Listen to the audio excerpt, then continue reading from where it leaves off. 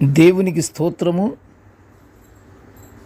అనుదిన వాక్యధ్యానమునక ఈరోజు 2025 సంవత్సరము ఆగస్టు నెల 8వ తారీఖు. ఈరోజు ధ్యాన వాక్యము పరిశుద్ధ గ్రంథము నుండి కీర్తనల గ్రంథము 94వ సంకీర్తన 19వ వచనాన్ని మనము ధ్యానించుకుందాము. ప్రియ దేవుని బిడ్డలారా, యేసు ప్రభు వారి ప్రశస్త నామములో మీ అందరికీ శుభములు దీవెనలు కలుగునుగాక. నేటి వాక్యాన్ని మనము ధ్యానించుకుందాము. ధ్యాన వాక్యాన్ని ఒకసారి మనము చదువుకుందాము. కీర్తనల గ్రంథము 94వ సంకీర్తన 19వ వచనము. నా అంతరంగమందు విచారములు హెచ్చగా నా అంతరంగమందు విచారములు హెచ్చగా నీ గొప్ప ఆదరణ నా ప్రాణమునకు నెమ్మది కలుగజేయుచున్నది. ప్రియ దేవుని బిడ్డలారా, ఈరోజు ధ్యాన వాక్యము మనకి నెమ్మది కలుగుటకై అవసరమై ఉన్న దేవుని ఆదరణ గురించి మనము ధ్యానించుకుంటున్నాము. దేవుని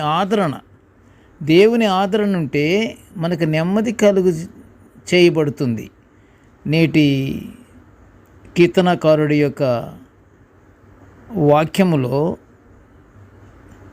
ఎలా ఉందంటే, నేటి ధ్యాన వాక్యము 94వ సంకీర్తన అంతా కీర్తనకారుడి యొక్క బాధలు, భయాలు, ఆయనకి శత్రుమూక ఎక్కువ. అవన్నీ శత్రుమూక ఎక్కువగా ఆయనకి పోరాటంలోకి వస్తుంటే ఆయన ఏమంటున్నాడంటే, నాకు విచారములు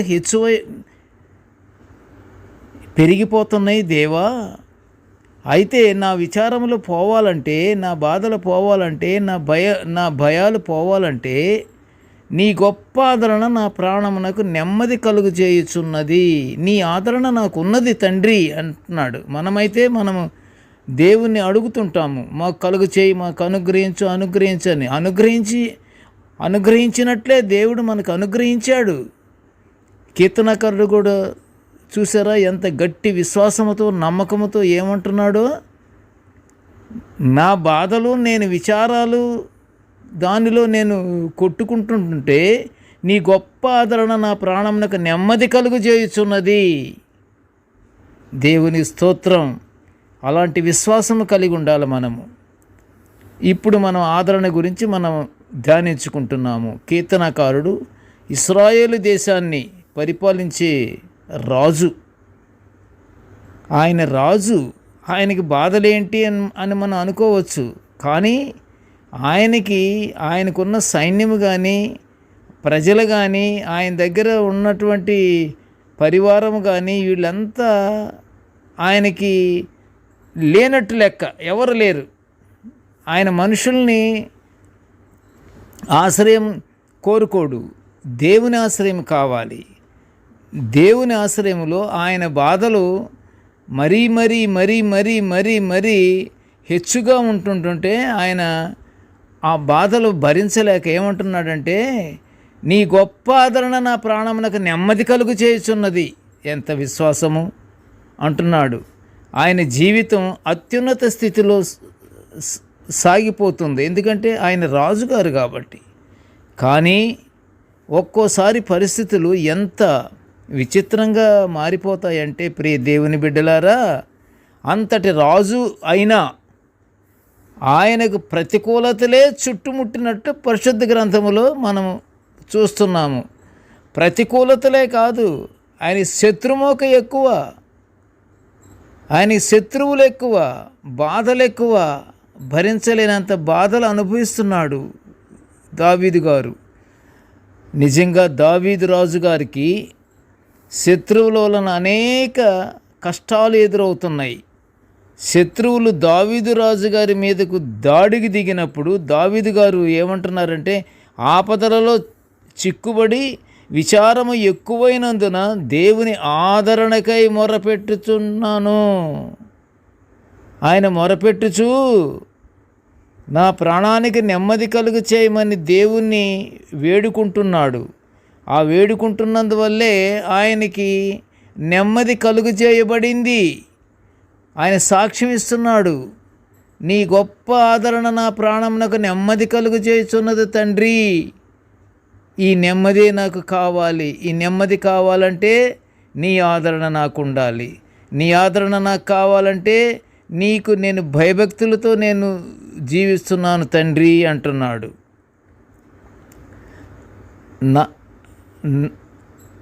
నా ప్రాణానికి నెమ్మది కలుగు చేస్తుంది నీ ఆదరణే అంటున్నాడు దావీదు గారు. ప్రియ దేవుని బిడ్డలారా, ఎందుకు ఇన్నిసార్లు నొక్కి చెప్తున్నానంటే, మనము కూడా బాధల్లో ఉన్నప్పుడు, అవసరాల్లో ఉన్నప్పుడు అవన్నీ మనకి తీరాలంటే ఆయన ఆశ్రయమే మనం కోరుకోవాలి. నీవు నాకు అనుగ్రహించు తండ్రి అని అడుగుతున్నాడు. ఆ ఆదరణ గొప్ప ఆదరణ. ఆ దేవుని ఆదరణ మనకు ఉంటే మనకి ఏ బాధలు ఉండవు, ఏ సమస్యలు ఉండవు, అన్నీ చక్కబడతాయి. దావీదు గారికి తన వెంట ఎంత సైన్యమున్నా తన ఆపదలలో నుండి బయటపడి తను క్షేమంగా ఉండాలంటే ఒకటే, తనకి మానవ మాత్రుల మీద నమ్మకము ఉండదు. తనకు రక్షణ కలుగ చేసేది దేవుడు మాత్రమే అని హృదయపూర్వకంగా దేవుని ఆశ్రయం కోరుకుంటాడు దావీదు గారు. ప్రియ దేవుని బిడ్డలారా, మనము ఎంత మాత్రము కూడా సమస్యలు వచ్చినప్పుడు భయపడకుండా మనము దేవుని ఆశ్రయం మనం కోరుకోవాలి.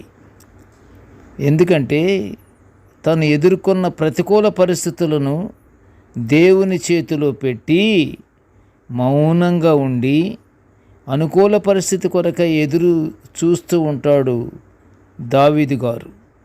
ప్రియ దేవుని బిడ్డలారా, మనము అలాంటి ఆపదలలో చిక్కుబడినప్పుడు, మనకి సమస్యలు వచ్చినప్పుడు మనకి గొప్ప ఆదరణ కొరకు ఏమి చేయాలి?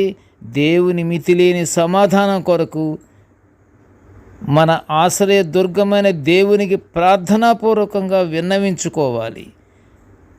మన విన్నపాలు దేవుని సన్నిధికి చేరేటట్లుగా మన ప్రార్థన ఉండాలి. మన ప్రార్థనలో హృదయపూర్తి ప్రార్థన ఉండాలి. శుద్ధ హృదయముతో మనము దేవుని అడగాలి. శుద్ధ హృదయము కలిగి మనము దేవుని అడిగితే తప్పకుండా దేవుడు మన వంక చూస్తాడు. మనం అప్పుడు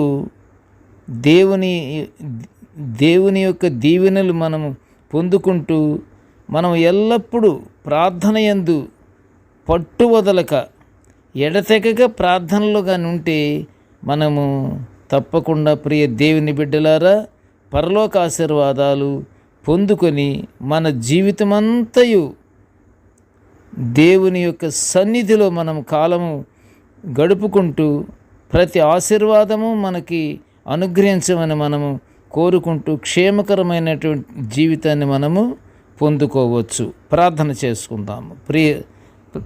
ప్రియ పరలోకపు తండ్రి, నీకు స్తోత్రములు నాయనా.